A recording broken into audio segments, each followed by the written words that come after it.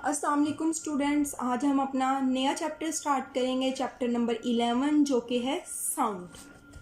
अब स्टूडेंट्स सबसे पहले क्वेश्चन ये अराइज होता है कि साउंड है क्या। साउंड जो है वो बेसिकली आपने चैप्टर नंबर 6 9th क्लास में भी पढ़ा था। साउंड जो है वो एक एनर्जी की फॉर्म है। साउंड जो है वो एनर्जी की एक फॉर्म है जो एक जगह से दूसरी जगह में ट्रांसफ़र होती है। ठीक है, एनर्जी जो है वो एक जगह से दूसरी जगह पे ट्रांसफ़र होती है। किस तरह से ट्रांसफ़र होती है? वेव्स की फॉर्म में ट्रांसफ़र होती है। ठीक है, वेव्स मतलब फॉर एग्जांपल यहाँ मैं बोल रही हूँ तो हवा में, एयर में वेव्स जाती हैं जिसकी वजह से वो ट्रांसफ़र होती है। अब ये जो एनर्जी है वो प्रोड्यूस भी होती है, बनती भी है। प्रोड्यूस किस तरीके से होती है बच्चों? प्रोड्यूस जो है वो वाइब्रेशन की वजह से होती है, थरथराने की वजह से होती है। तो बेसिकली साउंड क्या है? साउंड एक ऐसी एनर्जी है जो वाइब्रेशन की वजह से प्रोड्यूस होती है और वेव्स की शक्ल में एक जगह से दूसरी जगह ट्रांसफ़र होती है। ऐसी एनर्जी को साउंड कहा जाता है। ठीक है, अब स्टूडेंट साउंड जो है वो वेव है, जो एनर्जी वेव है, एक एनर्जी है बेसिकली जो ट्रांसफ़र होती है इन द फॉर्म ऑफ वेव्स। ठीक है, अब साउंड जो है वो दूसरी वेव्स की तरह ये भी वाइब्रेशन की वजह से ही पैदा हो रही है। दूसरी वेव्स जैसा कि आपने वाटर वेव्स पढ़ा था। ठीक है, कोई भी वेव्स जो हैं वो वाइब्रेशन की वजह से पैदा होती है। उसमें जब आपने देखा था कि आप पेंसिल लेके पॉन्ड ऑफ वाटर में इस तरीके से कर रहे थे, आप मूव कर रहे थे, इसी तरीके से आप स्ट्रिंग को मूव कर रहे थे, वाइब्रेशन की वजह से ही वाटर वेव्स पैदा हो रही थी। रिपल टैंक में आपने वेव्स प्रोड्यूस की थी, उसका जो वाइब्रेटर था जो वाटर के अंदर वेव्स प्रोड्यूस कर रहा था। तो बेसिकली साउंड भी दूसरी वेव्स की तरह ही, साउंड भी दूसरी वेव्स की तरह ही वाइब्रेशन के नतीजे में पैदा होती है।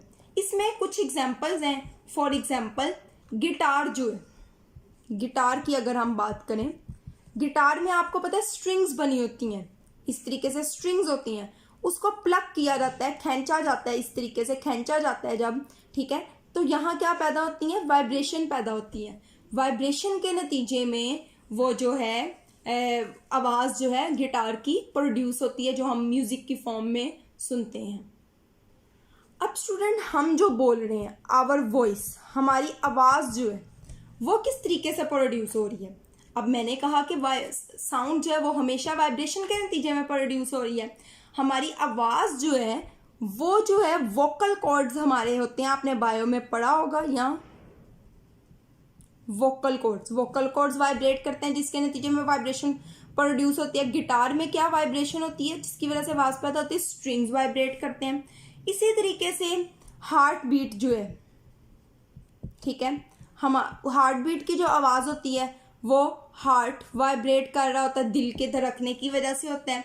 इसी तरीके से हमारे दूसरे ऑर्गन्स आ जाते हैं। लंग्स जो है, लंग्स में अगर आवाज़ है, मतलब सारे जो ऑर्गन्स हैं उसमें जो आवाज़ आप सुनते हैं वो वाइब्रेशन की वजह से ही सुनते हैं। वाइब्रेशन के बगैर साउंड प्रोड्यूस नहीं होती। अब ये सारी जो आवाज़ें हैं, ये जो आवाज़ है वो डॉक्टर्स किस तरीके से सुन सकते हैं? स्टेथोस्कोप एक इंस्ट्रूमेंट है जिसको यूज़ करके डॉक्टर्स ये आवाज़ हमारी सुन सकते हैं। आपने देखा होगा हार्ट बीट चेक करनी और डॉक्टर इस तरीके से रखते हैं और कानों पे लगाया होता है, वो सुन रहे होते हैं। तो अभी तक हमने क्या पढ़ा? साउंड एक एनर्जी है जो वाइब्रेशन की वजह से पैदा होती है और in the form of waves transfer from one place to another. Waves की शक्ल में एक जगह से दूसरी जगह मुंतकिल होती हैं। फिर हमने देखा कि साउंड वाइब्रेशन के नतीजे से ही पैदा होती है। उसमें डिफरेंट एग्जांपल्स पढ़ी कि गिटार में जैसे स्ट्रिंग वाइब्रेट करती है, हमारी आवाज़ जो होती है उसमें वोकल कॉर्ड्स वाइब्रेट करते हैं, हार्ट बीट में भी, लंग्स में भी वाइब्रेशन प्रोड्यूस होते हैं और डॉक्टर्स ये आवाज़ जो है वो स्टेथोस्कोप की मदद से सुनते हैं। तो अभी तक हमने जितना पढ़ा है ये आपकी बुक में ये इंट्रोडक्टरी पैराग्राफ है, ये आपने पढ़ लेना है। उसके बाद ये आपने साइड इन्फॉर्मेशन लाजमी करनी है। अगर आपको आ जाता है कि साउंड क्या है तो साउंड में आप ये छोटा सा पैराग्राफ लिख सकते हैं। ठीक है, और ये जो साउंड वेव्स के बारे में मैंने बताया कि साउंड जो है वो वाइब्रेशन की वजह से पैदा होती है, हमारी आवाज़ जो है वो एयर में वाइब्रेशन प्रोड्यूस करते हैं जिसकी वजह से हमारे कान सुनते हैं। यहाँ उन्होंने गिटार की बात भी की हुई है, हमारी आवाज़ की हुई है, हार्ट बीट की हुई है, और अदर ऑर्गन्स जैसा कि लंग्स, इसकी बात किया। तो ये आपने पूरा पैराग्राफ पढ़ लेना और इसी तरीके से आपने तैयार कर लेना है। ठीक है बच्चों।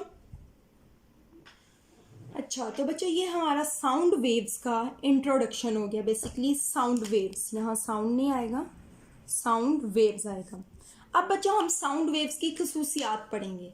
मैं आपको एक बात क्लियर कर दूं, अगर पेपर में क्वेश्चन आता है कैरेक्टरिस्टिक्स ऑफ साउंड वेव्स, तब आप ये लिखेंगे।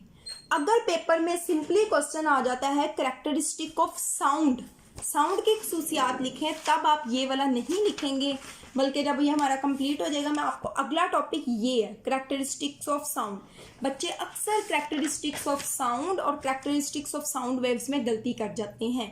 तो अभी जो हम पढ़ रहे हैं साउंड वेव्स की खसूसियात स्टार्ट करने लगे हैं। आपकी बुक में 3 डिस्कस है। पहले sound produced by vibrating body, आवाज़ जो है वो हमेशा वाइब्रेटिंग जिस्म में ही पैदा होती है। उसके बाद है sound requires material medium for its propagation, sound wave को अपने बनने के लिए, ट्रांसफ़र होने के लिए किसी मीडियम की ज़रूरत होती है। मीडियम की ज़रूरत होती है मतलब ये कौन सी वेव्स हुई, मैकेनिकल वेव्स हुई। आपने वेव्स की 2 टाइप्स पढ़ी थी, मैकेनिकल वेव और इलेक्ट्रोमैग्नेटिक वेव। तो मीडियम जिसको रिक्वायर होता था प्रोपागेशन के लिए उनको कहते हैं मैकेनिकल वेव। आगे longitudinal nature of sound wave हम पढ़ेंगे कि साउंड वेव्स जो है वो लॉन्गिट्यूडनल होते हैं। आपने देखा था मैकेनिकल वेव्स जो थी वो 2 तरह की होती थी, एक जो थी वो लॉन्गिट्यूडनल थी, दूसरी जो थी वो ट्रांसवर्स थी। और अब ये जो मैकेनिकल वेव है वो कौन सी वाली टाइप है, वो लॉन्गिट्यूडनल वेव है। इसको हम 1 बाय 1 पढ़ेंगे। तो अब हम पहला कैरेक्टरिस्टिक स्टार्ट करते हैं कि sound is produced by vibrating body, आवाज़ जो है वो जिस्म के थरथराने से पैदा होती है। अच्छा, तो बच्चों ये आपका पहला कैरेक्टरिस्टिक, पहली खसूसियत साउंड वेव के बारे में कि साउंड वेव्स जो हैं वो वाइब्रेटिंग बॉडी की जिस वजह से पैदा होती है। अब ये हम स्टार्ट करने से पहले मैं आपको बताऊंगी कि ट्यूनिंग फोर्क क्या होता है। ट्यूनिंग फोर्क,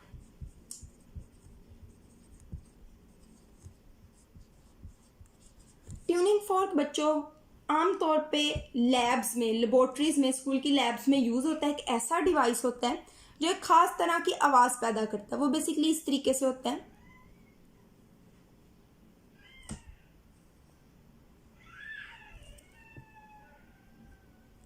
ठीक है बच्चों, इस तरीके से होता है। इसको कहा जाता है ट्यूनिंग फोर्क। ये जो है इसको कहा जाता है प्रोंग्स। इसके 2 प्रोंग्स होते हैं। ठीक है बच्चों, होता क्या है, अब आपके पास एक रबर की हैमर होती है, एक रबर का बना हुआ गोला होता है, ये हैमर हो गई रबर हैमर। हैमर को इसके प्रोंग के साथ आके बजाया जाता है, मतलब स्ट्राइक किया जाता है। ठीक है, उसके नतीजे पे ये जो प्रोंग है इसमें क्या चीज़ प्रोड्यूस हो जाती है, वाइब्रेशन प्रोड्यूस हो जाती है। इस तरीके से ये वाइब्रेट करना स्टार्ट कर जाता है। अब उन्होंने कहा है कि आप एक ट्यूनिंग फोर्क लें, ठीक है, उसको रबर हैमर के साथ वो करें, स्ट्राइक करें, स्ट्राइक मतलब बजाएं लाकर। ठीक है, फिर वो कहेंगे कि आप इसको अपने नियर द ईयर, अपने कान के करीब लेकर आएंगे तो आपको आवाज़ प्रोड्यूस होती सुनाई देगी। ठीक है, उसके बाद उन्होंने कहा कि वो इतनी स्लाइटली वाइब्रेशन होगी कि आपको इतनी क्लियरली नज़र नहीं आ रही होती। फिर उन्होंने कहा कि अगर आपने चेक करना हो कि क्या इसके प्रोंग्स में वाकई ही वाइब्रेशन प्रोड्यूस हो रही है या नहीं, तो आप क्या करें कि एक स्ट्रिंग लें, इस तरीके से रस्सी है, उसके साथ एक बॉल लगा दें। अब ये जो प्रोंग वाइब्रेट कर रहा है उसको इसके करीब लाएं तो आप देखेंगे कि, और फिर दूर ले जाएं, फिर आप देखेंगे कि बॉल भी वाइब्रेट करना स्टार्ट कर गई। इसका मतलब ये है कि ये वाइब्रेट कर रहा था, जिसने उस पर फोर्स लगाई और उसने भी वाइब्रेट करना स्टार्ट कर दिया, उसके पास भी एनर्जी जो है वो ट्रांसफ़र हो गई है। अब उसके बाद उन्होंने कहा है कि आप इस तरह भी कर सकते हैं कि आप एक पानी का ग्लास लें, ठीक है, ग्लास ऑफ वाटर लें, उसमें ट्यूनिंग फोर्क लेकर जाएं और बाहर निकालेंगे तो आप देखेंगे पानी में स्प्लैश, वो जो होते हैं ना इस तरीके से वाटर में स्प्लैश जो प्रोड्यूस होते हैं वो प्रोड्यूस होना स्टार्ट हो जाएंगे। तो इन 3-4 बातों से क्या पता चलता है कि साउंड जो है वो वाइब्रेशन की वजह से ही पैदा होती है। क्या है, ट्यूनिंग फोर्क लेना है, ट्यूनिंग फोर्क को रबर हैमर से स्ट्राइक करना है, उसके बाद वाइब्रेशन प्रोड्यूस होगी। इस वाइब्रेशन की आवाज़ जो पैदा होगी आप उसको अपने कानों के करीब करके सुन भी सकते हैं। वाइब्रेशन को किस तरह फील किया जा सकता है, एक बॉल जो रस्सी के साथ लटकाई गई है उसके साथ ला के टच करें, ये भी वाइब्रेट करना स्टार्ट कर देगी। पानी के पास लेकर जाएं, उसमें स्प्लैश प्रोड्यूस होंगे, पानी के अंदर लेकर जाएंगे। तो इन सारी बातों से ये चीज़ प्रूव होती है, hence prove that sound is produced by vibrating body.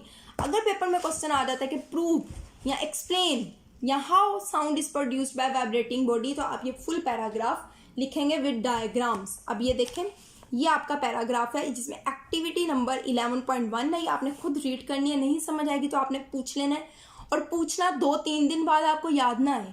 आज के ही लेक्चर को आपने सुन के कल के लेक्चर से पहले पहले आपने ग्रुप में मुझसे पूछ लेना, अगर कोई भी क्वेश्चन किसी भी दिन से रिलेटेड हुआ करे। और यहाँ तक आपने कर लिया। ये डायग्राम है, देखें, जिसमें थ्रेड है, ये बॉल है, उसके साथ ट्यूनिंग फोर्क लाए हैं। या आपने दोनों डायग्राम्स करनी है। आज के लिए इतना ही। इंशाल्लाह कल हम नेक्स्ट वाला उसका कैरेक्टरिस्टिक स्टार्ट करेंगे। अल्लाह हाफिज़।